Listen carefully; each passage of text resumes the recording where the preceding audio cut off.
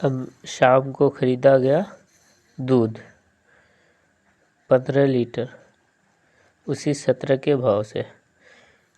17 पंच 85 का 5 हासिल 8, 17 का 17 और 8 25, 25 का 5 हासिल 2। अब इन दोनों को जब हम जोड़ेंगे तो 6 5 11 का 1 हासिल 1 और 5 और 1 6, 3 2 5, 561 कितना हो रहा है 561 रुपये। तो यहाँ हम लिख देंगे प्रतिदिन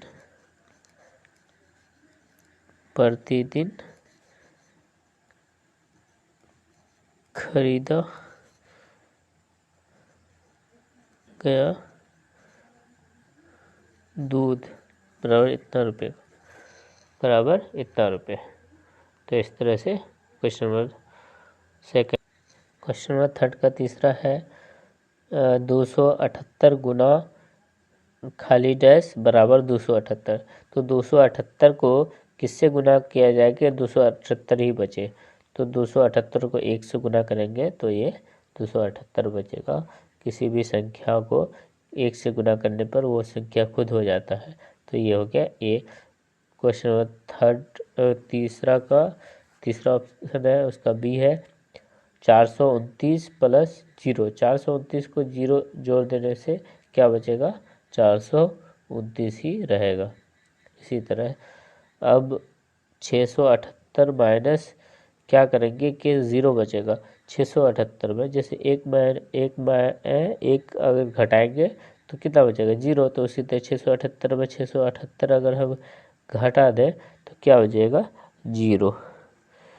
इस तरह से आप फिर 4693 को किससे गुना करने पे 0 आएगा। तो हम किसी भी चीज़ को अगर किसी भी नंबर को हम 0 से गुना करते हैं तो वो 0 हो जाएगा। तो अगर 4693 को हम 0 से गुना करने पे 0 आ जाएगा। अब इसी तरह यहाँ दिया हुआ है 49 गुना 6 बराबर होगा 50 माइनस 1 49।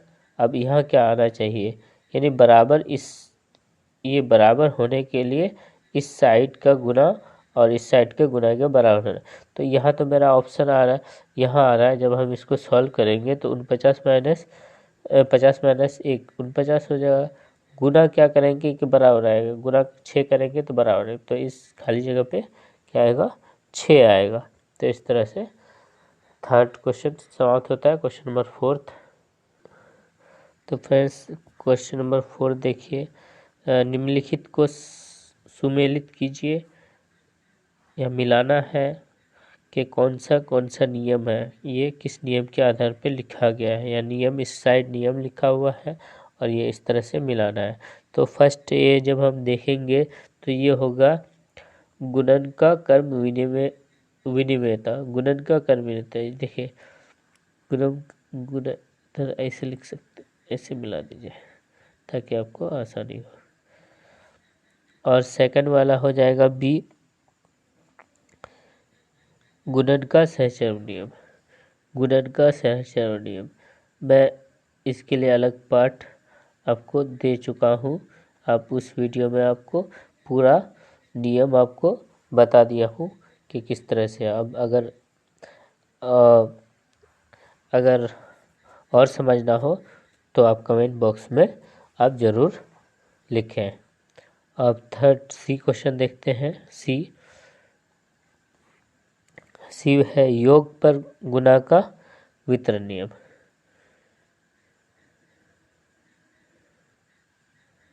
ये हो गया सी। यहाँ ये इधर से ऐसे लिखा कीजिए ऐसे मिला दीजिए योग पर गुणन का वितरण नियम।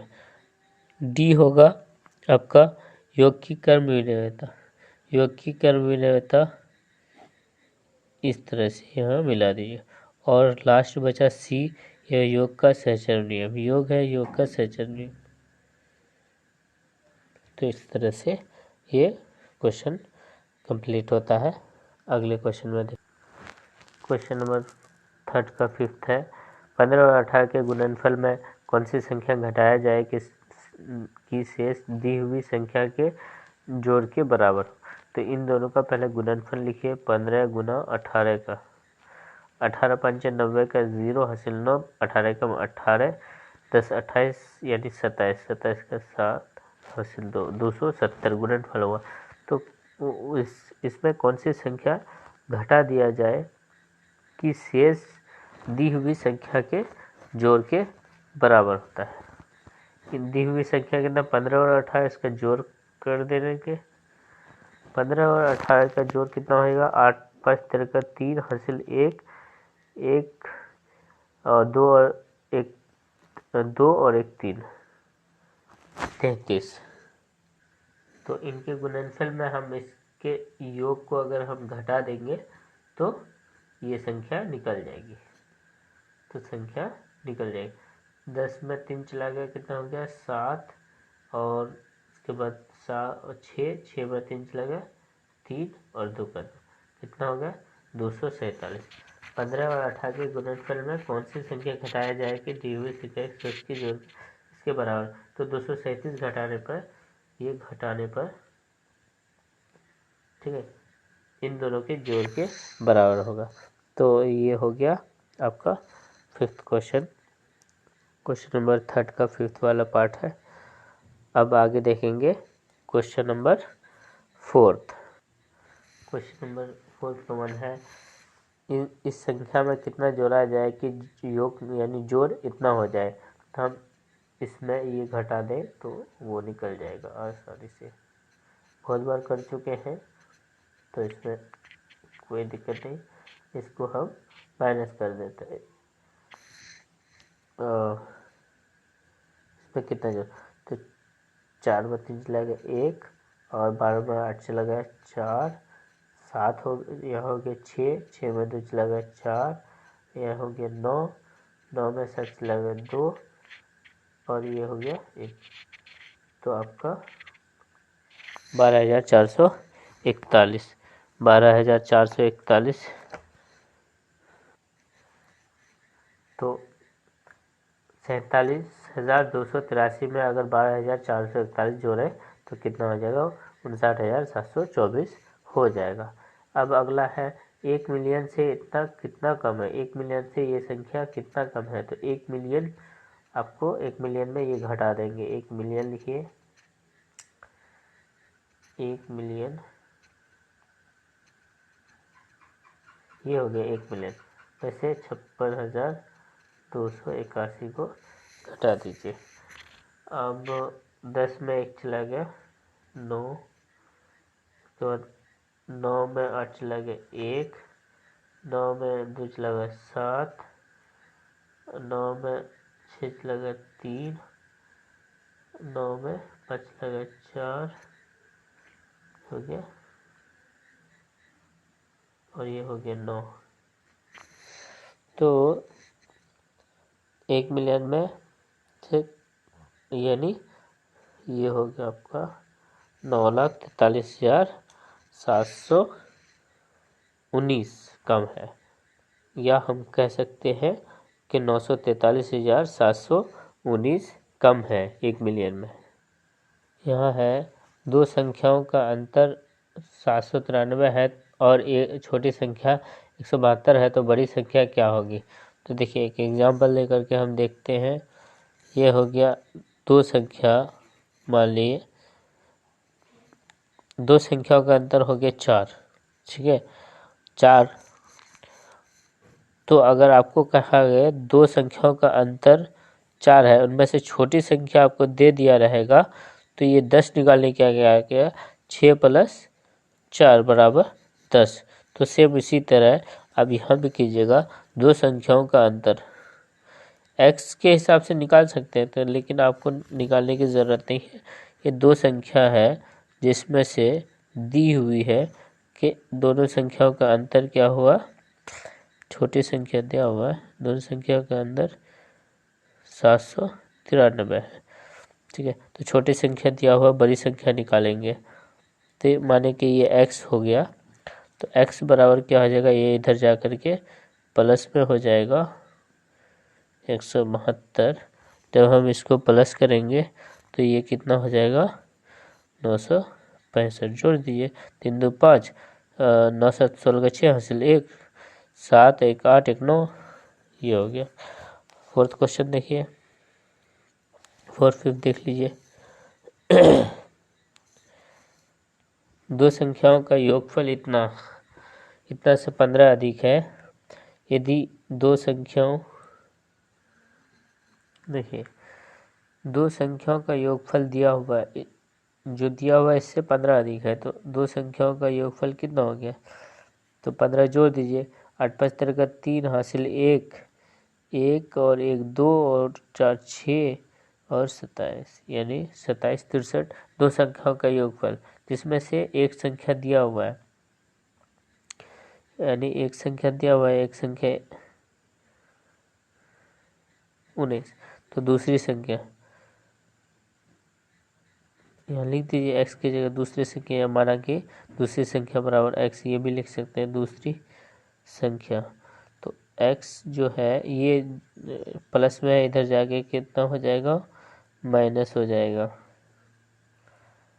ठीक है, अब घटा दीजिए, 13 में 9 चला गया, 9 4 13, ये हो गया 5 5 में 1 चला गया 4, और ये हो गया 7 7 में 3 चला गया 4, और 2 में से 1 चला गया 1, कितना हो गया 1444। 1444 दूसरी संख्या कितना हो गया 1444। इस तरह से ये क्वेश्चन हुआ। अगला क्वेश्चन देखते हैं। अगला क्वेश्चन है, सुरेश के पास इतना रुपया था, उसने इतने रुपये खर्च कर दिया, अब सुरेश के पास कितना रुपया। आसान है कि यह देखिए सुरेश के पास था,